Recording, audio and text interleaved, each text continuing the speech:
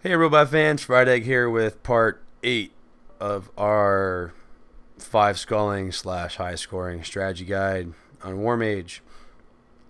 We're going to be playing Lunch Break, and as you can see I had a crappy score. It was like 53rd or something. So I've actually been looking forward to revisiting this map. Not so much revisiting this map, but going over this video with you guys. As I make some major mistakes here, but I've always been one to say play a round out. You know, don't give up. Play out the round, see what happens, and you know, don't always just stop. A lot of times it's worth playing it through and seeing what happens. I mean, I'm looking at what's going on right now, and I'm just shaking my head. You're like, this is all kinds of bad going on right now.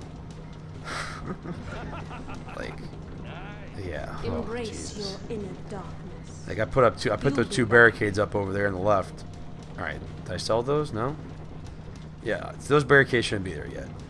I'll just say this up front: this round goes terrible, but some good things happen. So I'll leave it at that. So already, I'll point out, I put the barricades up already on the left. You don't put those there until, those don't need to be there until the start of round 3. So I basically wasted 1,400 coin and have completely limited my comboing abilities to start. I could have a barricade over here, a brimstone, a scorcher.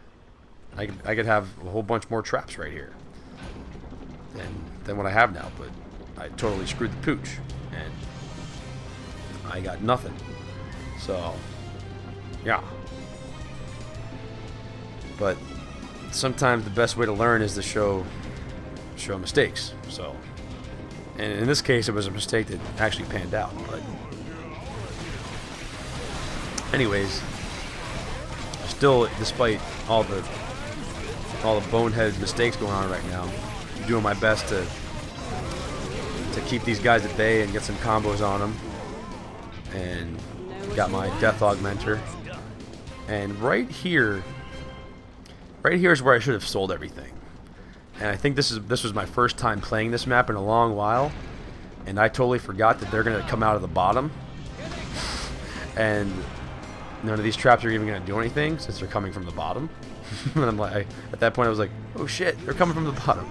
So I run down here with my lightning ring. I start chain lightning blasting these orcs, doing whatever I can to kill them. And just to point out the obvious, I mean, I'm completely wasting any combo potential on these orcs right now. These are just wasted points. There are no combo points being. You're getting points for these, but I'm not getting combo points. I mean, those all could have been ×5s for all I know. You know, those all could have been worth a decent amount of points, but I didn't get shit for them because I completely screwed up. So I tried to kill him with the chandelier. So see, what I thought was going to happen was I thought I was going to get the break when I thought the break was going to indicate when I had to move my kill box. It did not. So pay attention here. I'm going to set up my kill box with the barricade on the left side right here. And as you noticed earlier, where I barricaded to block off the, basically funnel them just to this side, that worked out. Those barricades are where they're supposed to go. I don't know what I'm doing here. I think I was just, like I told you guys before, when you are curious about what barricades can do and you know what you can get away with, you at this phase right here, either at the beginning of a stage or during a break, you can mess around with it. And so that's what I was doing. But anyways, there's a whole lot of fail going on this map, and despite the fail, we come through and pull off some monumental achievements, and good things happen. So this just solidifies what I've always told people, to play a round out, see what happens. You know, what's the worst? The worst thing that can happen is you blow a chance at doing something amazing that you would have done that round. You know. Now, on some of the maps, like say Killing Field, that they're gonna take you 15, 20 minutes to play through.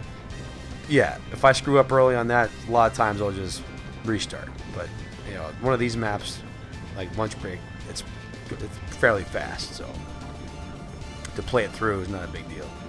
So I have my kill box set up, my Rogatin 4x2, and I know there's only one barricade, but in some instances you only need one barricade. You know, there's no need for two. If I put two there, it would block off the kill box entirely. It's all dependent on the size of the lane you're funneling them through. So, yeah. So we got our Archer up, trying to get some combos. Getting some 5s, a whole bunch of 5s. This is good. Stupid archers. Kill them. Sometimes the pathing on this stage sometimes gets screwed up, and they run either by your other barricades or they'll run down the stairs. See if I can. I don't know why they do that. But at this point, I believe I'm probably going to. Yes, I'm going to be saving for Burning Pitch. At least that's my guess. Is what's going to happen. I think I shot the chandelier down, so I didn't accidentally hit it. Shoot him down to screw around. And see, I just headshot at one. Wasted an orc. Killed a perfectly good orc. Poor guy. Could have been worth a 7 combo. Worth nothing. So here we go. Get some orcs coming in. Seeing some 5, a lot of 4s. You're always gonna see 3s. Yeah. So I touched on this last video that you want to think about, and I was stuck on this for the longest time. Ever since I got my first 10x combo, I've been just like tunnel visioned on. I want to get high combos and overs. That's all I worry. That's all I'm worried about. What matters though is your average combo on orcs. Orcs are the key to, I'd say, 90% of high scoring on maps. An interesting choice. Certain maps, there's a few, well, maybe only one I can think of at the moment, but that ogres play a big part. But 90% of the maps, orcs are the key to claiming the top 10, number 1, whatever the case. They're the key to claiming those top spots. You want to be getting as many 7x combos on orcs as possible. What you want to do is maximize that. Ogres are an afterthought. Ogres look at it as a bonus. If an ogre rolls through and you can somehow get a 10x on it, that's a bonus. But if you want to see, like you can see I'm getting a bunch of 7x's now. You can see them popping up fairly regularly. As I'm saying that, they're not popping up as much anymore, but they were there. You guys just saw them. The 7x on the orc is that's what's going to separate you from a decent score and a great score. So right now I'm putting up burners. The good thing about Warmage is you're not really forced into doing anything in particular for trap strategies, because everything dies so easily that you can pretty much get away with anything. Like what I have set up right now, like that'll destroy any ogre that comes through, or Knoll Hunter or something. So it's kind of nice having the flexibility. And then you also have the breaks, and then you have just the long breaks in between rounds, like the 10-second break. So you always have a chance to sell stuff and reset. So excuse me. So and kobolds, I didn't really address those yet. Kobolds are you can get 7s and 8s on kobolds. I've done it. Other people, say they've done it. You can do it. It's kind of like a luck thing, you know, where like all stars have to align for it to happen, but it can't happen. They just have so little health. For them to actually make it through to a certain point and get hit by everything is like miraculous, but it can happen. Oh no. Try to drop him real quick so he didn't kill any archers. So that probably got me thinking to do some more barricading. And, sometimes I almost feel bad for the orcs. Except yes. Clear what I'm doing.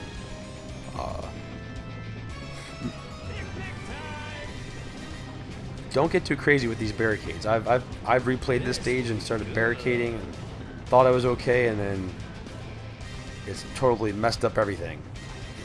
They started breaking through my other barricades. Like, I just put those there to kind of funnel things a little better. Where what I should have done was I should have probably just put them on this side of the kill box to try to keep ogres away from my archers. Excuse me. Yeah.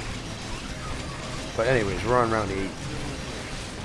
Just try to shoot all the orcs. Apply your crossbow combo point.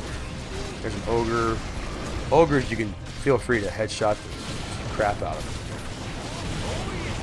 With an ogre,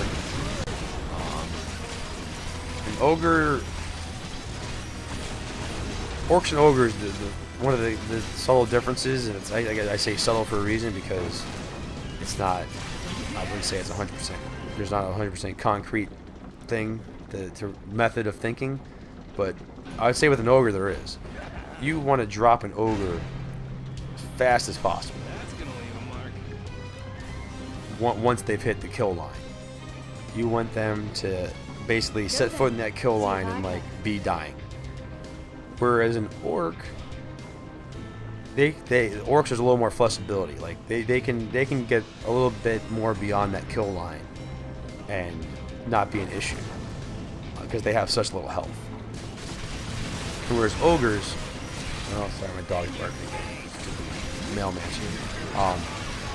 Ogres have so much health that as they move through your kill box, if they keep moving through your kill box, you're actually going to have combo points start falling off of them because they're still alive. If you're not familiar with the combo points or the combo modifiers, each trap applies a combo modifier, and they only stay applied onto an enemy for a certain amount of time. For instance, the most traps are 2 seconds. So as a rule of thumb, just think, hey, you got 2 seconds before that combo point's going to fall off. So if an ogre's making it all the way to where you're at or to your archers, then all those combo points from your kill box, they're gone. They're off of it, you know? So those ogres you want to drop as soon as possible. But if an orc makes it through your kill line, they're only going to make it a few steps where they die. So it's not really a big deal. So let's see the score here. I screwed up all over the place there, like I told you guys. A lot of screwing up. Totally screwed the pooch on those first couple rounds. But look at this. 277,000. At the time, this was first place. I think since I've been bumped from first place, but this just goes to show you that if you screw up, don't give up. I didn't mean to rhyme there, but I did. Probably from the beer I'm drinking. But you shouldn't drink beer either unless you're 21. 27, I can drink beer. Anyways, this has been Fryedegg. Thanks for watching, Robot fans, and stay tuned for our next Warmage strategy guide video, which is I don't know what, but see ya.